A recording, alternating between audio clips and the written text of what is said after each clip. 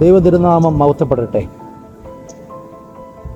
Malankara orthodox സുറിയാനി സഭ മാവേലിക്കര ഭദ്രാസനം MGOCSMൻ്റെ ആഭിമുഖ്യത്തിൽ ഈ വലിയ നോമ്പ് ദിവസങ്ങളിൽ നോമ്പ് വിചാരം എന്ന ഈ ധ്യാന ചിന്തകൾ, ആ ധ്യാനചിന്തയുടെ ഭാഗമായി ലാസറിൻ്റെ ശനിയാഴ്ചയെക്കുറിച്ച് ഒരു ചിന്ത സമർപ്പിക്കുവാൻ ഇടയായതിൽ ദൈവത്തെ സ്തുതിക്കുന്നു.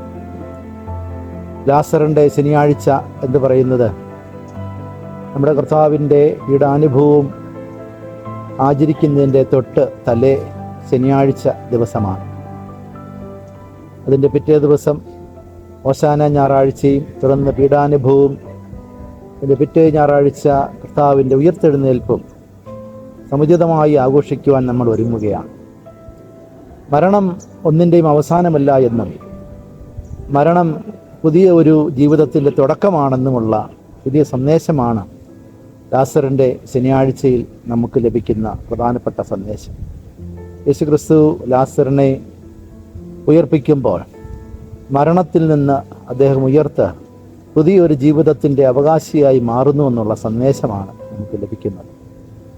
അതുകൊണ്ട് ജീവനും പുനരുദ്ധാനവും ആകുന്ന ക്രിസ്തു നമ്മളെ ജീവിപ്പിക്കുമെന്നും നമുക്കും പുനരുദ്ധാനമുണ്ട് എന്നും ലാസറിൻ്റെ ഉയർപ്പിലൂടെ നമുക്ക് അനുഗ്രഹകരമായ സന്ദേശം ലഭിക്കുന്നു.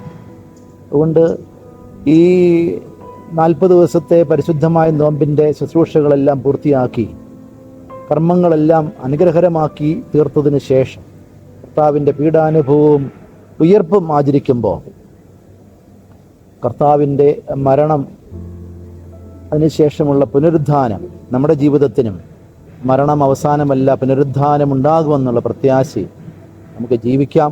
അതിന് ദൈവം തമ്പുരാൻ നമ്മെ സഹായിക്കട്ടെ എന്ന് പ്രാർത്ഥിക്കുന്നു. എല്ലാവരെയും ദൈവം അനുഗ്രഹിക്കട്ടെ.